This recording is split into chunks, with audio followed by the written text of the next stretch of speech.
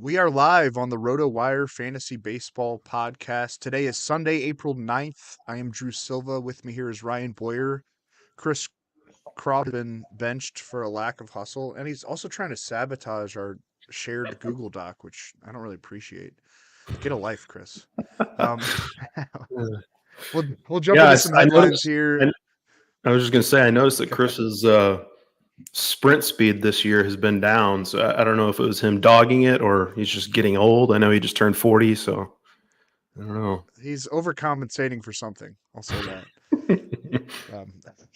Um, we'll jump into some headlines, talk some fantasy relevant stories that have been happening over the weekend.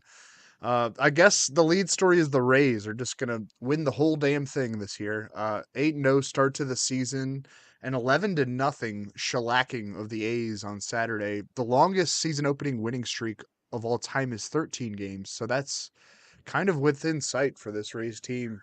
The last team with at least 8 straight wins, all by 4 runs or more at any point in the season, was the 1939 Yankees, who did 10 in a Well, row to that effect. And out of curiosity, I looked at that 1939 roster for the Yankees on Baseball Reference. Joe DiMaggio batted 381 with an 1119 OPS, 30 home runs, and 126 RBIs in 120 games played. Just unreal. Sometimes I feel like the legend of Joe DiMaggio is bigger than what he did baseball wise, but sometimes if you look at his baseball reference, like now he was just like one of the greatest hitters of all time, clearly. yeah. But yeah, this Rays team, man, hitting for power, a lot more power than anyone could have expected in the early going. And that pitching machine just keeps churning. Jeffrey Springs was ridiculous in his season debut last Sunday against the Tigers. 12 strikeouts, no hits, 1 walk over 6 scoreless innings. He kept that scoreless streak going Saturday against the A's with 7 strikeouts over 7 shutout frames. He's faced, two easy to navigate offenses with the Tigers and A's, but you have to be impressed so far. Definitely one of the more popular like pitching sleepers. Not necessarily a sleeper because he was so popular in the industry. That's kind of how it works. But an ADP in like the 150, 160 range in drafts this spring.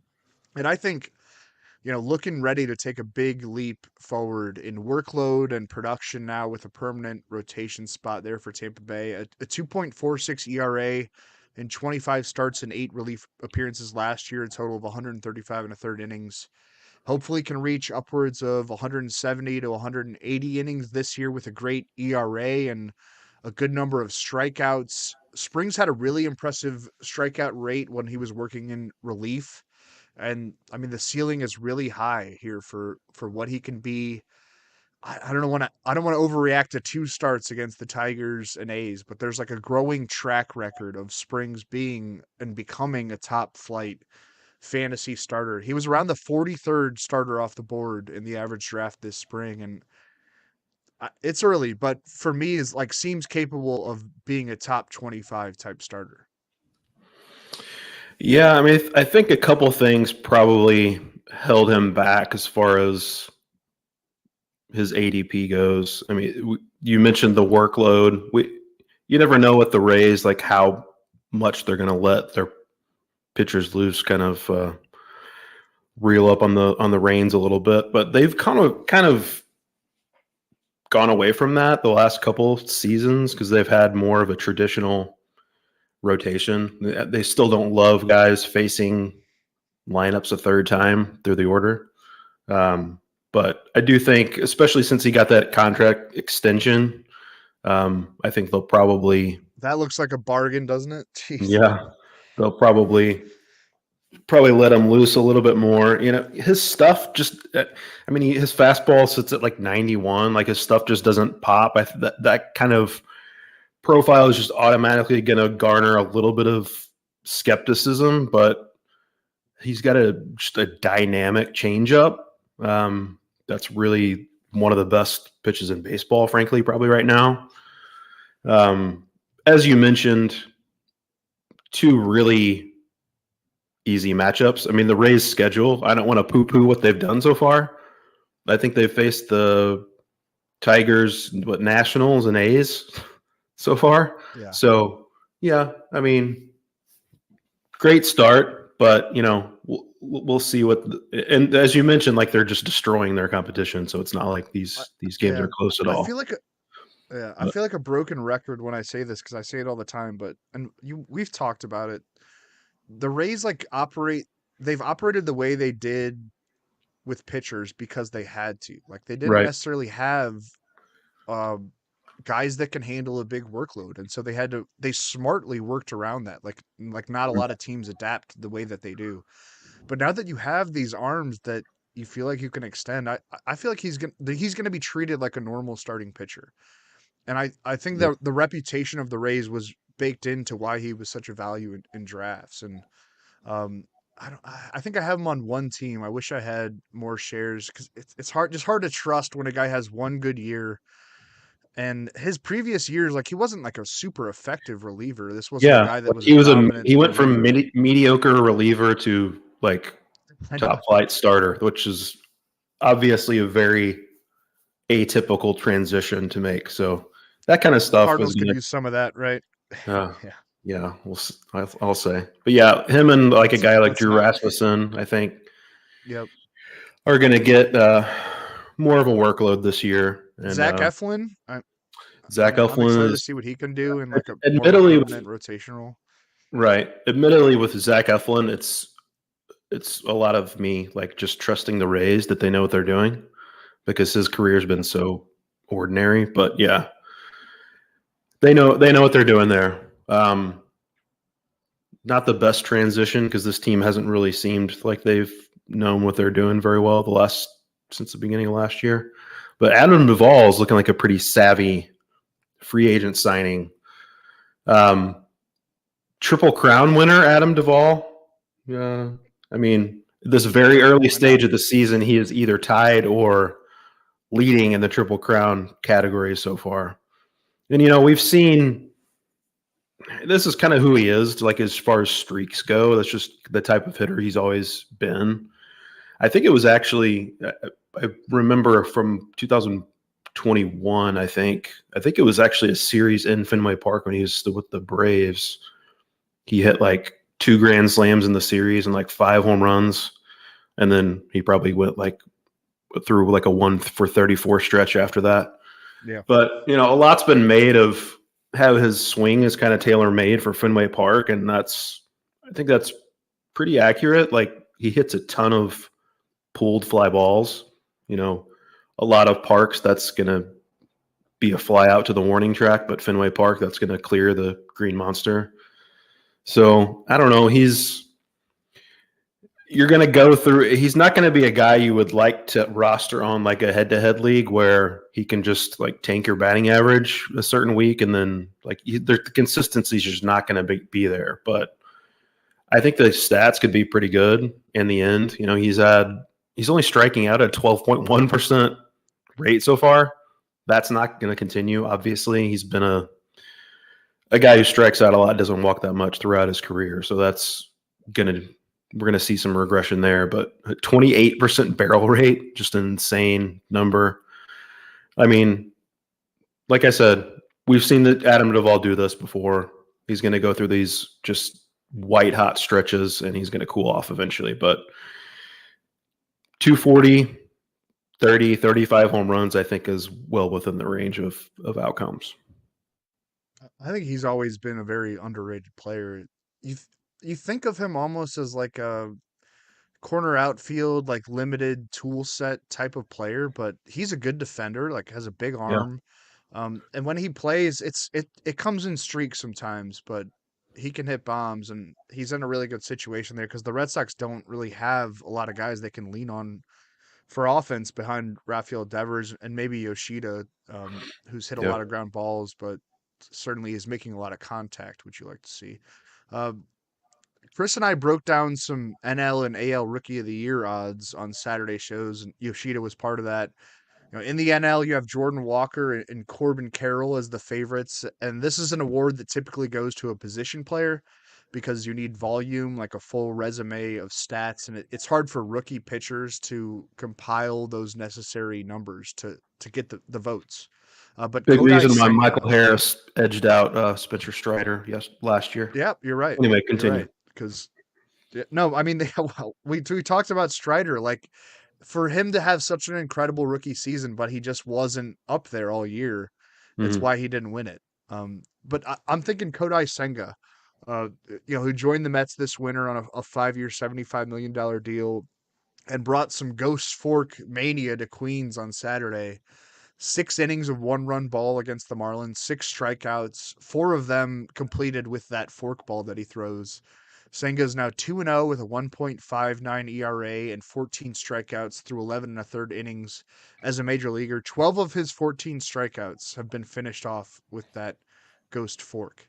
Um, it's a real thing. Like we hear about these mysterious pitches sometimes. Often it's with pitchers coming over from Japan or Korea. The gyro ball with Dice K, and all sorts of stuff. Like, oh, this guy throws a pitch you've never seen, and eventually you're like able to classify them as fairly normal pitches that we've seen before. But it does seem like Senga has brought something pretty unique to his attack against MLB hitters, and to great effect so far. He had trouble, like, or at least, the early stories from Mets camp were that he was having trouble adjusting to the different MLB mound, the different MLB baseball, but he figured it out quickly. Has the velocity, he can touch the high 90s, the movement. I think it's the full package of what can make a guy a fantasy ace. A 199 ADP on Yahoo. His ADP was like all over the map because no one really knew what to expect. I talked him up in March on this podcast, so don't blame me if you didn't grab some shares. I love what we've seen so far from Senga. Yeah, I mean, I think the one thing to keep an eye on with him, to keep in mind, like he's also not used to pitching on quote unquote normal rest. He's used to that extra day of rest in Japan, so Mm-hmm. maybe he's gonna tire out eventually. But I mean, the stuff looks just outstanding. You mentioned the Ghost Fork, and he also throws, by the way, 98, 99. Like when you're elevating that fastball at that velocity and just have a fork ball that just drops off the table, it's quite a combination. Have you seen his glove, by the way? Yeah, yeah. Like he's got like it's got like an outline of Japan, and then next to it's like a cartoon ghost, and then that's holding a pitchfork for the ghost fork. I was Pretty creative. distracted by this comment. Harris wasn't up all year either. Like when I brought up the Spencer Strider, that's a Yeah, great point. I yeah, mean, there is prejudice for hitters over pitchers just because they have the opportunities to put up more stats. yeah. I But think I don't know. voters generally are going to lean that way. I think you're right Yeah, yeah. when it's close. It's why there's a Cy Young award, and why it's very rare. What I guess it's not that rare, but it happens fairly not so often that the pitcher is going to win the Cy Young and the MVP. It has to be a really incredible season, and like some hitter has to not, take over for that to happen. Yeah. Kind of sticking with the Braves here. Some excuse me, some less good news. Travis d'Arnaud placed on the injured list, going on the concussion IL. I haven't seen. I mean, obviously, anytime a player goes on the concussion injured list, there's a level of just we don't know Uncertainty. exactly. Yeah, level of uncertainty. We just don't know exactly how that's gonna affect him over the long haul, how long he's going to be sidelined at this time. But d'Arnaud is kind of at least a surprise to me as far as how much he's played. He had started 8 of 9 games so far.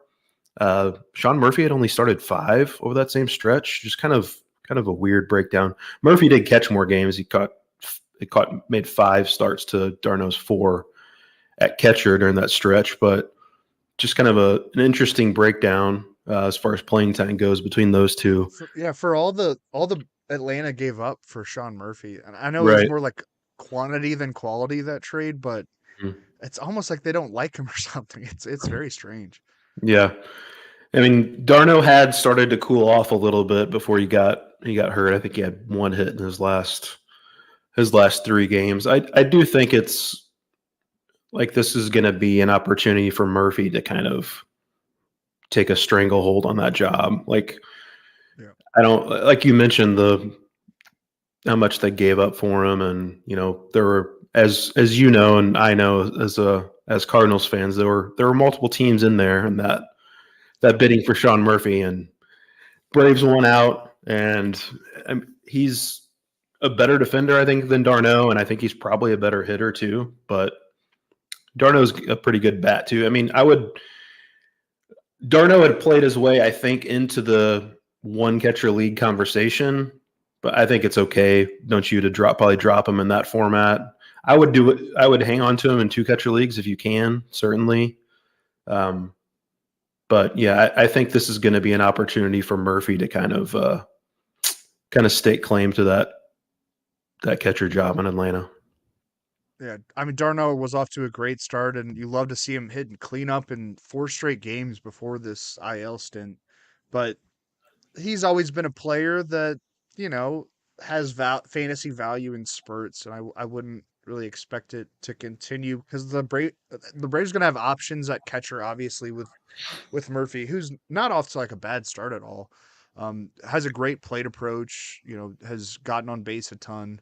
And I think he's going to really thrive there. They gave him that contract extension right away too. It's a really good situation for Murphy, and then d'Arnaud's going to have to be contending for opportunities at DH. I know Marcelo Zuna is off to a terrible start, Yeah. but Atlanta has a lot of options to throw into that DH spot, and probably more as the season rolls along.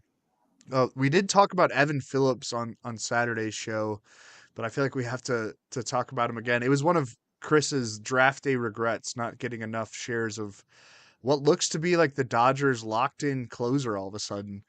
Picked up 2 saves in the opening week of the season, and Dodgers manager Dave Roberts has publicly said now that Phillips will even be reserved more often than not for ninth inning duties.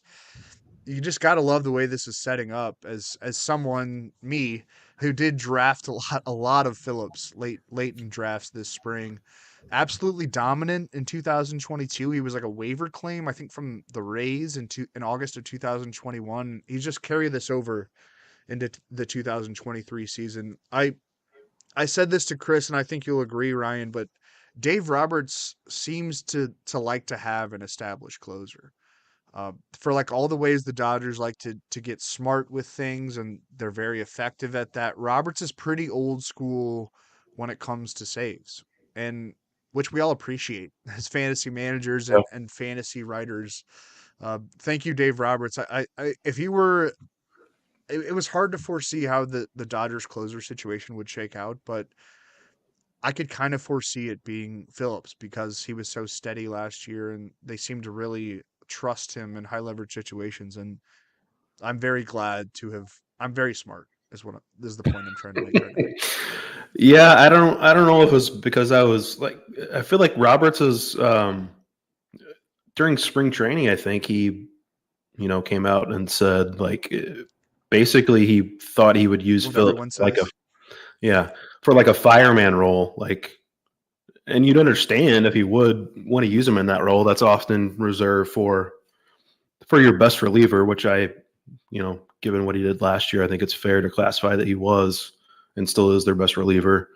I mean, if he does have that closer job, I mean, he's got the potential to be a elite as far as a fantasy option goes.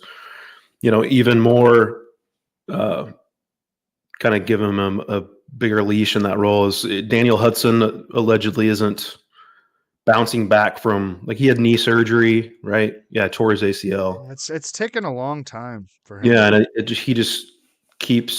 his rehab just keeps dragging on.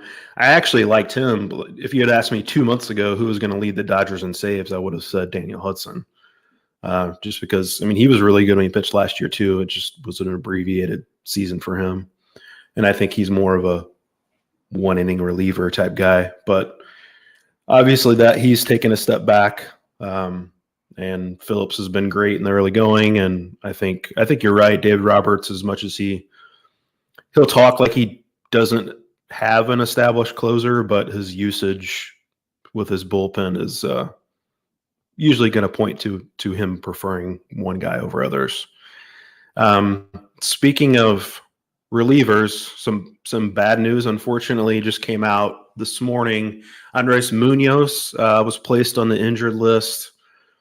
they're calling it, I believe, a deltoid strain, so a shoulder strain, essentially. Yeah, I was asking you. That's like these muscles, right? Up in the Yeah, shoulder to the yeah, neck.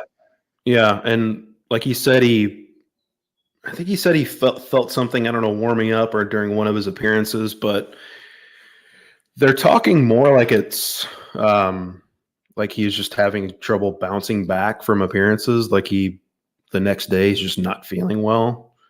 Um, I mean, he hadn't given up a run yet so far this year, so it's not like it's affected his performance that much. But velocity has been down slightly. I mean, he's still throwing like 99 because that's what he does, but Mhm. slider not quite as effective in the early going. I don't want to read too much into that, but anytime where Munoz did have an abbreviated spring training. He had, I think, foot surgery over the offseason, so maybe his arm just wasn't quite up to par, ready for the rigors of the season quite yet.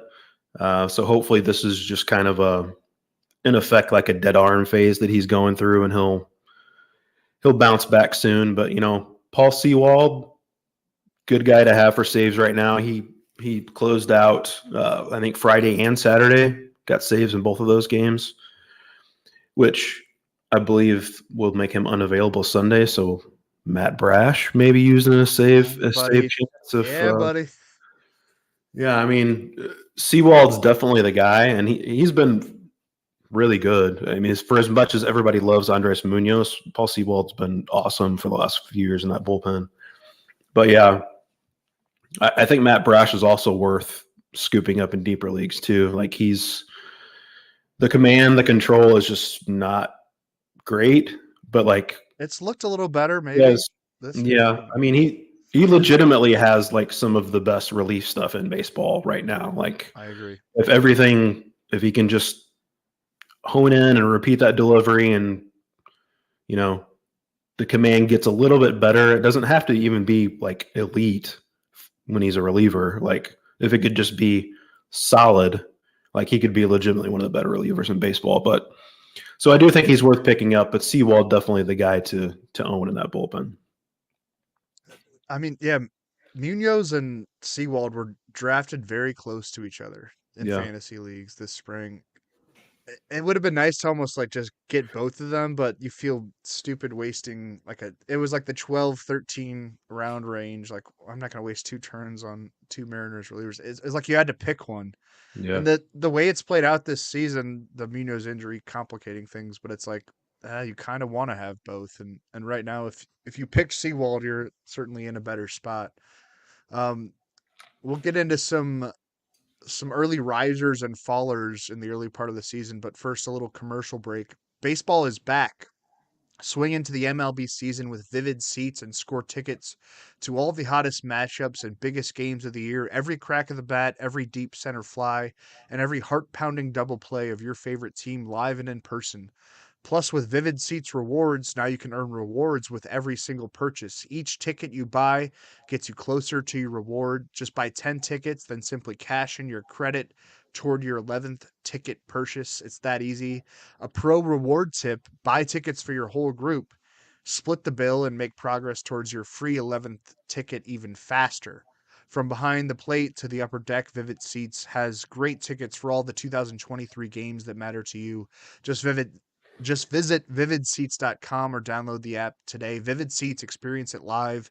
See vividseats.com/rewards for terms and conditions. All right, we do a little thing on Sunday called 3 up, 3 down. Just listen off 3 players who had a good Saturday, 3 players who showed some concerns on Saturday. I'll go first with Nick Lodolo, who was ridiculous on Saturday at Philadelphia. 12 strikeouts over 7 scoreless innings. Of course, the Reds lost that game 3-2. It's almost like a tungsten arm O'Doyle situation with that team. That probably did keep a lot of fantasy managers from drafting Lodolo this spring, or at least like reaching for him. The fact that he's on the Reds and pitching in a tough home ballpark. But the individual talent is just obvious with him. And it's not like he went super late. 141 ADP on Yahoo, coming off a 3.66 ERA, 131 strikeouts over his first 3 1/3 major league innings last season. He's nasty. The called strikes plus whiffs number, if you like to look at that, the CSW rates, um, that curveball, like the four seamer, the changeup, it all passes the eye test. It passes the data test. He's up there with the elite pitchers in the game in a lot of metrics with his arsenal, and off to a great start in 2023. Gets the Phillies again next, this time at home in Great American Ballpark. It should be an intriguing matchup. Hunter Green, is another pitcher who was and is like somewhat tainted by just being on the Reds, who don't have a lot of financial backing from ownership. That doesn't seem like there's a lot of love there. Uh, and actually am a little bit worried about Green from what I've seen in the early going. I love the strikeouts. Those should be there all year, but his pitch count gets so high in the early portion of his starts because the control just isn't especially great. And, major league hitters can turn around a triple digits fastball when they know it's coming. So I need to see more there with Green, to pitch, maybe even like pitch to more contact, just so that he can work deeper into games. That's a tricky thing when Great American Ballpark is your home stadium. Lodolo, at least for me, seems a bit more polished, at least in like the command regard, and not just from what we've seen in a short sample in 2023. I think he can be a really effective fantasy starter the entire year with that raw arsenal that he has. Yeah, I mean, with Green, like the fastball just by the naked eye just looks great, but it doesn't get a ton of whiffs usually. And I think compounding his not great controls, it seems like teams are able to foul off that fastball a lot, and that just elevates the pitch count. But I agree that Lodolo is a guy. I was talking him up like all off season. And then, as you mentioned, though, other people like him so much too. I wound up with him in 0 leagues. It really sucks when you really like a guy and really think he's going to be good, and he is good, and you don't reap the benefits from that. So basically, I'm just asking people to feel sorry for me. I didn't get any Nick Lodolo shares, but it is going to be. You mentioned being on the Reds and being in that park. Alexis Diaz, by the way, was the one who blew that. I think actually Ian Jabot. Yeah, Ian Jabot technically got that blown save, but Alexis Diaz is going to be a really good closer, I think. But that bullpen in front of him could be a little shaky, and just their offense isn't going to score a ton of runs probably. So the wins could be hard to come by for Lodolo, but I love that stuff. Like you mentioned, the four seamer, the sinker. Like he has like an obscene amount of horizontal movement. I think a lot of it is his delivery. Like it's kind of Chris Sale-esque from that arm angle. And it's like a little herky jerky, but yeah. Yeah, just kind of like sweeps across the plate. Like I don't know how anybody squares him up, honestly. A guy who is quite the opposite of that, actually. He pretty much comes like right from over the top is Michael Wacha, but he also had an amazing start Saturday. 10 strikeouts over 6 scoreless innings in Atlanta. Just 2 hits allowed. He had 16 whiffs on 95 pitches. Half of those whiffs, unsurprisingly, came on that changeup. That's always been Wacha's best pitch. He had a really good year for the Red Sox last year. I think he only wound up making like 23 starts. He was hurt for a little bit of it. He's never been and never will be, I don't think, a workhorse, but the Padres are working with that 6-man rotation, so I think that could actually help Wacha, even though he's not going to make as many starts. Could allow him to stay healthy and maybe more fresh. He only had like 2 strikeouts in his first start, which was just kind of a so-so start. But 10 strikeouts, only 2 hits allowed in Atlanta. You and I, Drew, unfortunately know that Atlanta lineup is pretty legitimate. They put a hurting on our Cardinals this past week.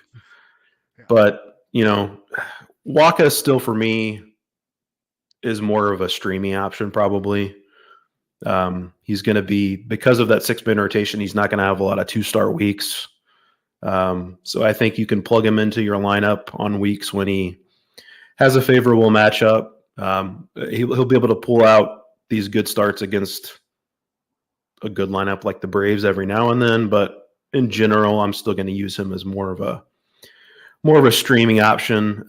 A guy I have a little more faith in is more of a kind of a set it and forget it starters. Jordan Montgomery, also coming off of just a fantastic start in Milwaukee last night. 9 strikeouts over 7 scoreless innings, just 3 hits allowed. Threw an even 100 pitches, had 14 whiffs on those 100 pitches. Also got a lot on the changeup. It was his best pitch yesterday as well, like Waka. Montgomery wasn't great in his first outing, but he did pick up a W, so he's 2-0 already. He started using the 4-seamer with the Cardinals down the stretch last year. The Yankees didn't really want him using that pitch, but he used it a lot more, and I think he's actually gone back to using the sinker more so far this year. So still got some things to figure out with how he wants to utilize that repertoire. He's working with a different catcher, obviously, this year. The Yachty retiring, but Montgomery has been a guy he's always had really high swinging strike rates with like basically his entire repertoire, but his strikeout rates have just been kind of middling. So I think in the back of everyone's mind, he's someone who could potentially take another leap in that regard. I'm not necessarily counting on that happening, but I think he could definitely, strike out a batter per inning and pile up a good number of wins with a solid ERA backed by a good Cardinals defense. Next 2 starts at home against the Pirates, at home against the Diamondbacks. So that's a pretty good setup. So I do like Jordan Montgomery to continue with a nice start. I mean, I mentioned Montgomery in our ERA preview podcast. Like he's set up well with that Cardinals defense and being able to pitch to contact. I don't know that the strikeouts are going to be enormous, but he's in a really good situation. Were you surprised that the Cardinals didn't, like right at the end of camp, he said that they didn't even approach him about a contract extension this spring? Oh, I didn't know that. I didn't see that quote. Yeah, Yeah, if anybody was I know they locked up Michaelis Michaelis. Yeah. yeah, but I thought Montgomery, there was a pretty good chance of that too. But I didn't see that they It hadn't just talked to him about it. That's I don't surprising. understand really. Yeah, they're obviously short term, but also long term pitching blueprint. They've got Graceffo and Tink Hence. They've got some interesting arms in the minors, but I don't think they're set up very well to like be a competitive pitching team. And it's always kind of been their bag is like producing really good starters and locking up the right guys. I mean, they're going to have to be willing to May, spend yeah, on free agents next offseason, exactly. And they which have is not not done something that they with ever do. pitching. Right. Yeah. They're going to have to go against their normal MO if they want to build up that pitching staff. I mean, maybe Yeah. I don't know if Montgomery is interested at all in discussing an extension during the season, but he would be I just felt like this spring was the right time because he had such a great August. You saw like last year, you saw what he could be. Mhm. And then he didn't have a great September, so it's almost like, all right, maybe you can kind of lock him up on the cheap. Yeah. But it's just strange to me that they didn't even pursue it. I guess like the Bally Sports Midwest thing is a bigger factor than we know, but I don't like them using that as an excuse. You know that I don't know. Major League Baseball Arby's is, is still doing pretty well. yeah, dude. Major League Baseball is gonna take care of Bill DeWitt. Like Bill DeWitt got Rob Manfred hired as commissioner. Yeah. Like they're gonna get the Cardinals are gonna get their TV rights payments. I have full confidence in that, no matter how they get it done. Uh, anyway, we don't need to turn this into a full Cardinals podcast. 3 down from Saturday. I'll start it off with Noah Syndergaard. Got roughed up by the Diamondbacks on Saturday. 6 earned runs on 8 hits over just 4 innings. No walks, but he did hit 2 batters and he gave up 2 home runs, only 2 strikeouts. Really a letdown after he was a popular, pickup or popular like streaming play coming off that sharp debut against the same Arizona team last Sunday. 6 innings of 1-run ball in that one, his official Dodgers debut. There was some buzz in like parts of, I don't want to say the fantasy industry, but parts of like just the baseball fandom industry in general about Syndergaard like finding something, getting back toward his prime years self with the move into the Dodgers pitching system because they do so well. And we see it with Evan Phillips, like just making kind of like also rans super effective. And Syndergaard wasn't an also ran; he was one of the best pitchers in baseball for a time being. But I'm not really seeing anything new or super encouraging in the early going with what Syndergaard's doing. It feels like more of a streamer to me moving forward in a mixed format. Like even when he was Thor in New York, that era, it didn't last as long. I think as some people think anecdotally. I can't even say that word. I mean, you could say he had like 1.5 truly dominant seasons with the Yeah. Mets, and the rest has just sort of been fine. Of course, there's injuries mixed in with that, and it's part of the reason. But like most notably in terms of strikeouts, like he doesn't miss a ton of bats these days. So I don't feel super confident. I think there's going to be a lot of outings where he gets a little blown up, and I don't think the strikeout rate is worth it to like carry him as a locked in part of my roster in a standard league. Lines up to face the Cubs next. Maybe that's a bounce back situation. But we'll see. I'm not real high on Syndergaard. I wasn't high on him this spring, and what I've seen so far doesn't really tell me that he's gonna have new life with the Dodgers.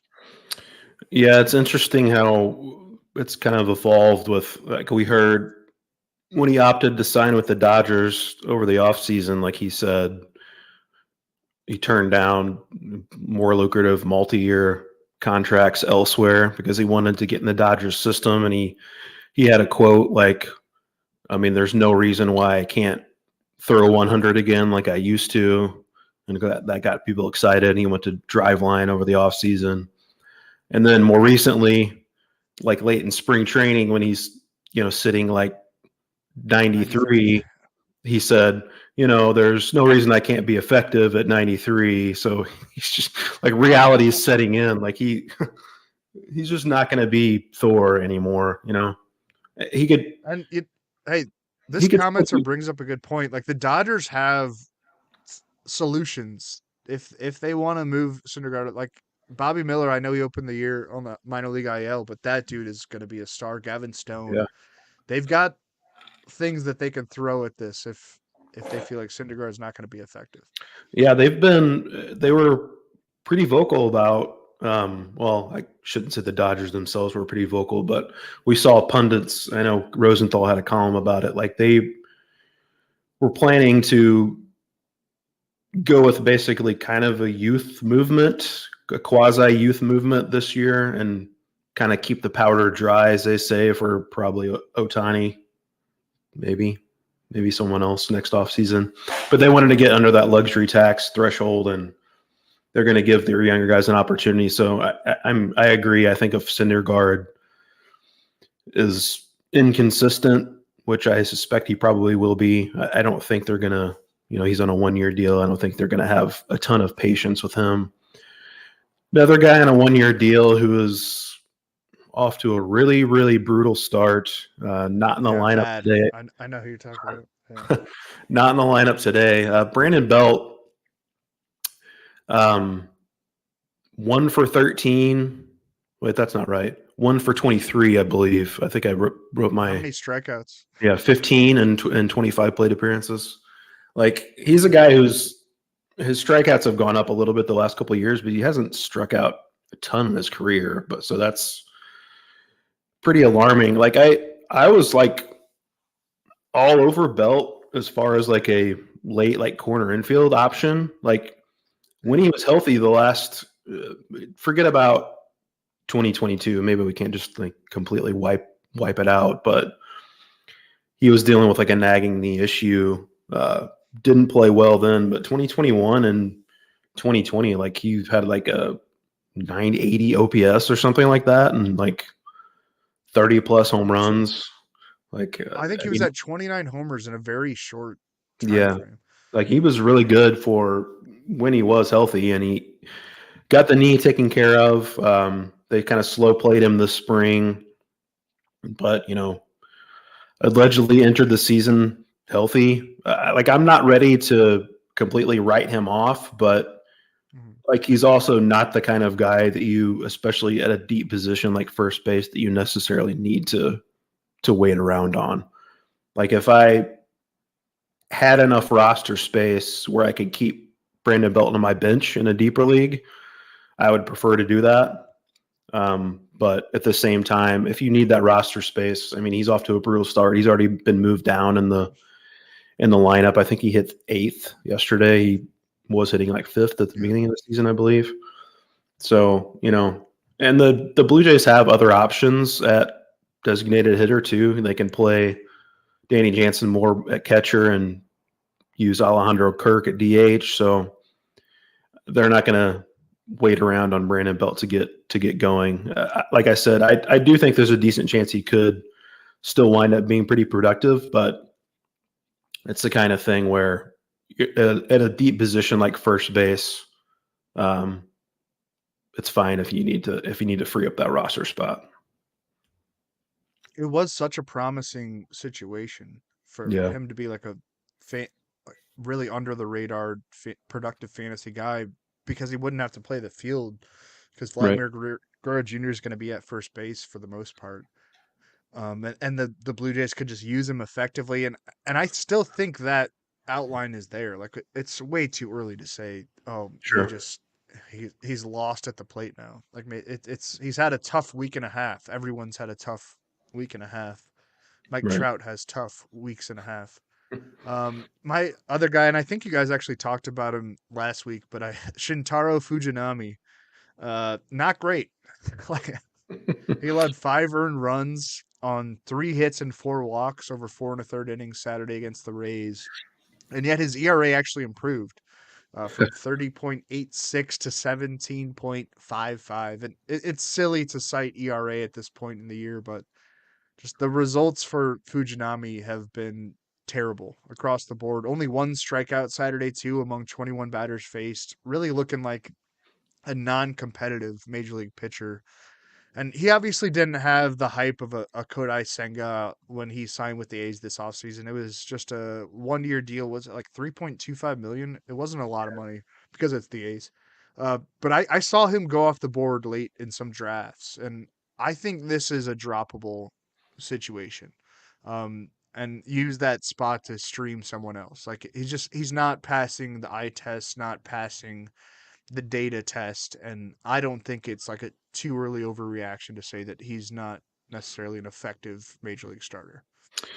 Yeah, I mean he's one of the hardest throwing starters in baseball already, and he's got the as many Japanese pitchers do. He kind of uses that splitter as an out pitch, and like I feel like he'll flash a little bit. Like the stuff looks pretty good at times. I know he's been on the Pitching Ninja account Yeah, a handful of times, so he'll look good from the occasional pitch, but you know uh, the command obviously is just really poor. I wonder if they're gonna maybe they'll go ahead and move relief is to what. bullpen, Yeah, yeah, because maybe that'll that's what I'm play up, thinking. and they don't have an established closer there certainly, and maybe they could get a couple good months out of him and then flip him to a contender. But I don't know. Yeah, I'm completely That does seem to be their game plan. with every year with every player. Yeah, I mean, I actually had Fujinami as I think when we were doing our strikeouts podcast as kind of a deep sleeper because I thought he could. The ratios probably wouldn't be great, but he could still get a bunch of strikeouts, especially from like a per inning basis. But yeah, not looking great for him. All right, let's wrap it up with some FAAB targets, some waiver wire guys. Francisco Alvarez. We got to talk about him first. Is he Finally actually in the getting a lineup shot today? on. Yeah, he is. Man, finally getting a shot on Sunday afternoon against the Marlins, starting at catcher, batting eighth for the Mets. He was called up on Friday, but had been sitting on the bench there for Buck Showalter and company on Friday and Saturday. So I guess we don't know what the playing time will be. I would assume he's going to get a lot of looks between catcher and DH. Omar Narvaez is out for multiple months. They said 8 to 9 weeks with that severe left calf strain. Thomas Nito is their other option at catcher. We know that Alvarez can hit. Was already off to a crazy start in his short time at AAA to begin the year. I picked him up in one league. Finally able to put him in my Sunday lineup. That league allows daily moves, daily lineup changes. I'm hoping we see him get an extended chance. There's an obvious layout there for him to take on an everyday role with the Mets. Like, why not? Um, I guess we haven't seen it happen. I didn't like read if Showalter. I'm sure he was asked about it, what the reason was for him. Maybe I would understand Friday. It was the Mets home opener. Yeah. Maybe just let him soak it in and then play him Saturday. But it was weird to me that he didn't play Saturday either. I think he's definitely a recommended pickup given the minor league production. Just let him play, Buck. Yeah, I mean, Showalter was asked about it, and he gave a very Showalter answer, like, Like that. yeah, we'll see how it develops, but he'll get some playing time. So didn't really commit to anything. And immediately we saw. I think it was Andy Martino, the SNY TV, came out with an article basically just glorifying Tomas Nido and how great of a pitch framer he is. A great, impeccably timed article. But yeah, I mean, between catcher and DH, I've got to think that Alvarez is going to get a good amount of run. I don't know that he's going to be a viable one catcher. So that's certainly That's the problem. Yeah, that's the problem. yeah. I mean, he's certainly got the upside to be a viable option in a one catcher league, even if he doesn't have an ideal amount of playing time, because that bat is just has a potential to be so special. But yeah, we'll see how that playing time breaks down between him and Tomas Nido. Got to get that Tomas Nido glove in the lineup, Drew. But Jeez. another guy that's looks like he might get an opportunity soon. Brandon Pfaadt. By the way, I did confirm with Chris Crawford. It is Brandon Pfaadt.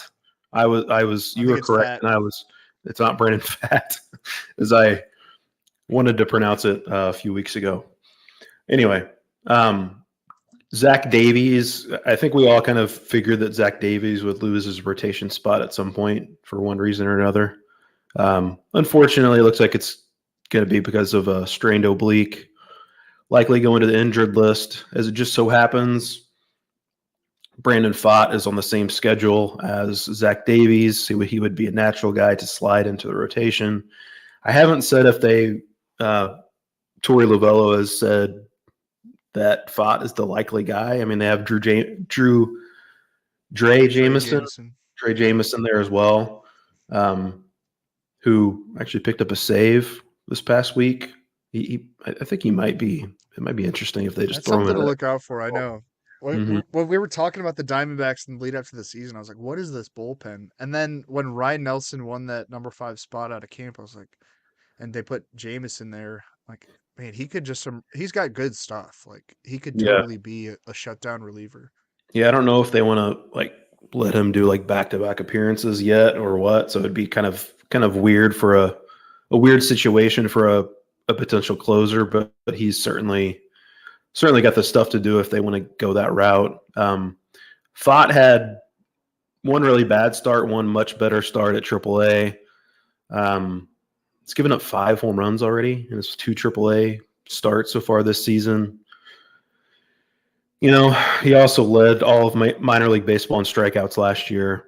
Right. Has great control. The stuff is – I've seen some people say that, they don't love the fastball just from a scouting perspective. It doesn't have the ideal shape and path or that your scouts are looking for. So I think they're worried that it could get hit a little hard and, giving up 5 home runs in his first 2 AAA starts. Maybe that kind of speaks to that a little bit to that as well. But he's got excellent control. I think he could be a whip asset, a strikeouts asset right out of the gate. Like I said, we don't know for sure that it's going to be him taking Davies' spot, but that would just make a whole lot of sense. Like, he was one of the last cuts in spring training. He's on the same schedule as Davies, as I mentioned. If he does slide into the rotation, it looks like at Miami would be his debut. So that's a nice cushy landing spot to kind of break in with. So Brandon Pfaadt, I think, is going to be some FAAB dollars are going to be spent on Brandon Pfaadt this Sunday night. I think it's worth it just with the strikeout potential. I don't know like enough about him. Sometimes I like pretend that I'm a scout, but I really don't know enough about the Arsenal. I trust what other people say, and it seems like that strikeout stuff is at least going to play a little bit at the major league level. Trevor Larnach is interesting. We've been teased over the years by many a Twins outfielder, and they all seem to kind of fall into the Trevor Larnach type. But he had a great showing in the Grapefruit League this spring and has like very immediately taken on a prominent role in that Minnesota offense, batting either cleanup or third out of the gate this season. Has a 355 batting average and 976 OPS through 37 plate appearances. We haven't seen like immense power from Larnach in the majors or really in the minors either.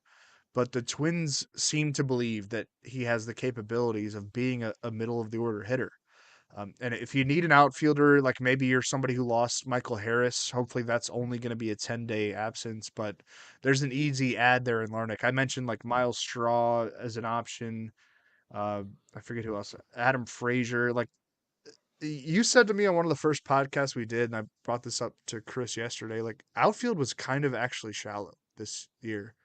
Like Yeah. if you were playing in a 5 outfielder league and you waited to fill your final 2 outfield spots, which is what I would normally do, like you all of a sudden pull up the available outfielders on your board and you're like, oh no, like I made a mistake here. And Yeah, I like, think Larnick can be yeah. I was just gonna say, like, they're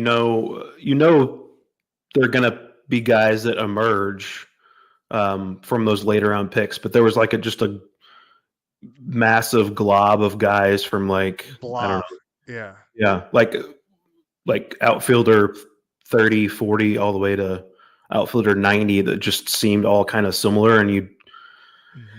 you like some of them more than others, but they all seem to have relatively the same chance to be a viable fantasy starting outfielder, and it was just tough to differentiate. And that's why I wasn't in love with the outfield depth. But yeah, Larnach just The increase in the increase in stolen bases will help that. Like because you're yeah gonna like Asterio Ruiz, who we've talked about a ton, but like there's gonna be guys like that can at least contribute to one category. yeah. Larnach, by the way, has been playing against lefties too, so that's a good sign. So, and I think at least I think he's got a home run actually against a lefty already. So yeah, good sign for him. Hopefully he can stay healthy. I know they've had Yeah, like I don't know if maybe there's like this is like a sneaky breakout candidate. Um, yeah a former first round pick. He was never he's like yep. a super highly touted prospect or anything, but obviously there's a little bit of pedigree there. So Mhm. Twins are trusting him in the middle of the lineup, and as I mentioned, he hasn't been platooned yet either. So that's a good sign. Yep. Um, Another guy off to a good start, Orlando Arcia. Maybe the Braves knew what they were doing after all with the shortstop situation. Too early to say, probably, but yeah, coming into action Sunday, Arcia has an 839 OPS, 2 home runs in his first 9 games. The Statcast data looks good too. 92.3 average exit velocity, 53.8% hard hit rate, 11.5% barrel rate. His Statcast data was actually pretty good last year too. He had average exit velocity was over 90 miles per hour. That's well above average. I think it's maybe easy to forget that he came up so early, and so he's only 28. Like, it seems like he's been around forever. So I don't know, maybe he's kind of a late bloomer type. It's possible. Unfortunately, he doesn't run at all anymore. That used to be kind of part of his game in Milwaukee, but his sprint speed is not good, and he just doesn't seem to show any desire, even when in the environment now, to where you can basically anybody has a chance to steal bases. Doesn't seem like he's really interested in doing that, but he's hitting the ball hard consistently. Doesn't strike out a ton. He's got multi-position eligibility. I'm not really interested in like a 12-team context, but I think like in a 15-teamer with the ability to play, I think he's eligible at second base, shortstop, and outfield. I think he could be handy to have. I mean, he's going to bat in the bottom of third of that lineup, but there could still be some RBI opportunities in a good Atlanta order. So I think he could still be deep league viable all season. I mean, speaking of Atlanta, I should say that Bryce Elder looked awesome against the Cardinals in his season debut. 6 scoreless innings, 6 strikeouts, only 2 hits allowed, 3 walks. Most notably, he has a 2-start week against the Reds and the Royals. So if you're going to pick up a starting pitcher, it'd be him. He's got some prospect pedigree a little bit. The like strikeouts were never really there in the minors. I don't, and the issue is Atlanta has like a lot of options for those final few spots in their rotation. So I don't know if he sticks in the rotation all year. But if he pitches as well as he did in St. Louis the other night, maybe. And you love a 2-start week guy that is available out there on a lot of waiver wires. JD Davis is another interesting name too. Looks to be carving out a regular role with the Giants. He offered fantasy relevance at times with the Mets when he was playing regularly. That 22 homer season in 2019, a 307 average and 895 OPS that year too. Jumping into the number 3 spot in the Giants lineup on Saturday, went 2 for 4 with a double. The starts have been sort of like intermittent, if that's the word, like forever stuck in a platoon in his career, but his lefty righty splits are like not all that drastically different to the point where he should be necessarily a platoon player. Like his career OPS against lefty and righties is very similar. He can hit both, and there's a path to starts at third base or first base with San Francisco. Like the Giants do not have obvious answers at either of those spots, and he could cycle in at DH too. That's a team that's going to need offensive help as the year rolls along, and Davis can provide that. He's provided it in the early going. It's a good situation. I think he's a really good pickup if you need corner infield help.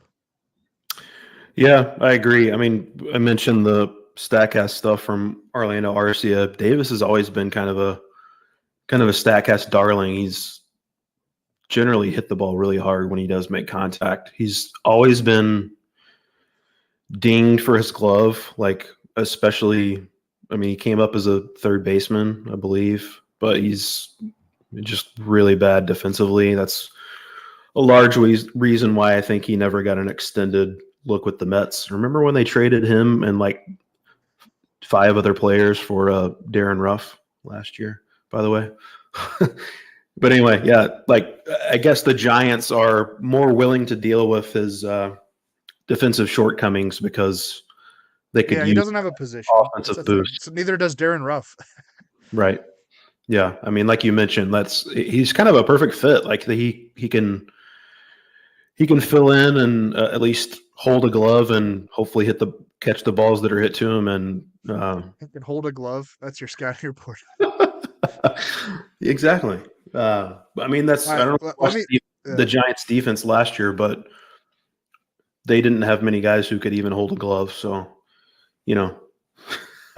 I guess they're willing to deal with JD Davis's defensive issues because they need that offense, as you mentioned. So I agree. Should have multi-position eligibility as well. And in the middle of that lineup, he could be kind of a sneaky deep league option. before I let you go have your Easter egg hunt with your children, Yeah. uh, Nolan Gorman. I don't think you and I have talked about him on this podcast together. We've probably tweeted a lot about him. I think I didn't forget about him, but I feel like the baseball world kind of forgot about how much of a prospect he was and how much raw power there is there. He was fooled by high fastballs last season, which was really concerning.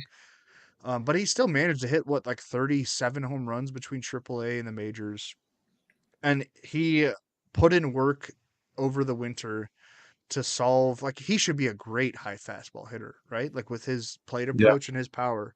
And I think he has erased that hole in his swing. I think he's gonna. I mean, he's still so young too. Like, I think he's gonna have a really special season, and he should have been drafted more. We just didn't really know where he was gonna play, but Right. he's an obvious answer for them at DH. It kind of stinks to like throw such a young guy into a DH role because you want him to develop defensively, but he's not very good defensively. So I'd be okay with him just becoming a huge dude and playing DH the rest of his career. Yeah, I saw it. I can't remember who tweeted it out a couple days ago, but they tweeted out the O swing leaders. That's players who chase the least amount out of the strike zone. And among qualified hitters, Nolan Gorman was like third in all of baseball, which I feel like that's a Love it. super Yeah. good sign for him. Yeah. Because even though he struck out a lot when he made contact last year, he had like a almost like a 15% barrel rate, like he as a 22-year-old in his first taste of the majors. So there were good things he did last year. Obviously, he had things to work on, and he seemed like he really worked hard on that over the off season, as you mentioned. And He looks bigger too. Like, he yeah, looks stocky. yeah. I mean, I think the playing time is going to be there. They can always move Donovan around if they need to, if someone else gets hurt. So, and Yeah. like you mentioned, they have that DH spot available. So, yeah, I think Gorman's definitely got some staying power. Yeah. All right, that'll be it for us. Thanks for tuning into the RotoWire Fantasy Baseball Podcast. You can follow us on Twitter. I'm at Drew Silv. Ryan is at Ryan P. Boyer. Stay tuned for more episodes every day of the week.